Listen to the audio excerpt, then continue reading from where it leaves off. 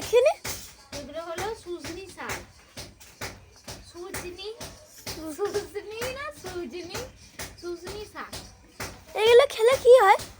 এগুলো খেলে ঘুম হয়, আর আমার এগুলো খেতে খুব ভালো লাগে।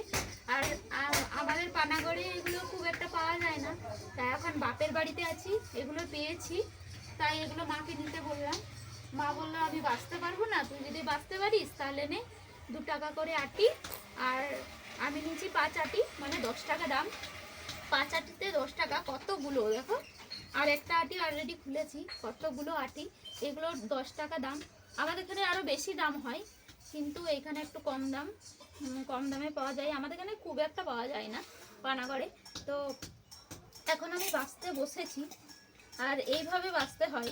পাতাগুলোকে শুধু মাথা থেকে এরকম এরকম ছেটে দিলেই এটা বাছা রেডি। আর এই পাতাটা 4টে করে পাতা থাকে, এই যে 1টা 2টো 3টে 4টে করে পাতা থাকে। আর এই পাতাগুলো যখন মেলে খুব সুন্দর লাগে, কিন্তু এগুলো একটাও মেলা নেই।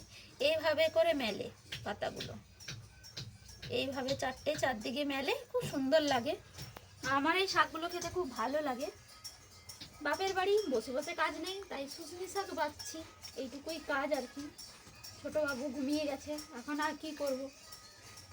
ওকে, তোমরা বলবে এই শাকগুলো কে কে খেয়েছো, আর এই শাকগুলো খেলে ঘুম হয় কি না হয় এটাও কমেন্টে জানাবে। বাই।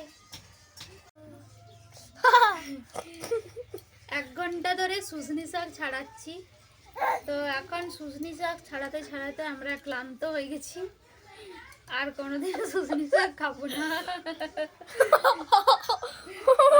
ছাড়াইছি এতগুলো সুজনি শাক হয়েছে। এই উঠ, দাদা কোলে শুয়ে দিয়েছে। হ্যাঁ, দাদাকে মারছে। দাদার লাগবে তো, দাদা আমার কোলে শুয়ে দিয়েছে, দাদাকে মারছে। এই যে কেন শুয়েছিস? উঠে যা, উঠে যা বাবা, উঠে যা বাবা, মারবে, উঠে যা। উঠে গেছে শান্তি। আর সুজনি শাক বাঁচতে বাঁচতে এই যে এতগুলো ডাঁট বেরোয়েছে। এখন আমরা পুরো ক্লান্ত হয়ে গেছি, এবারে খেয়ে দিয়ে আর ঘুম দেবো, তারপর সুজনি শাক খেয়ে আবার ঘুমাবো।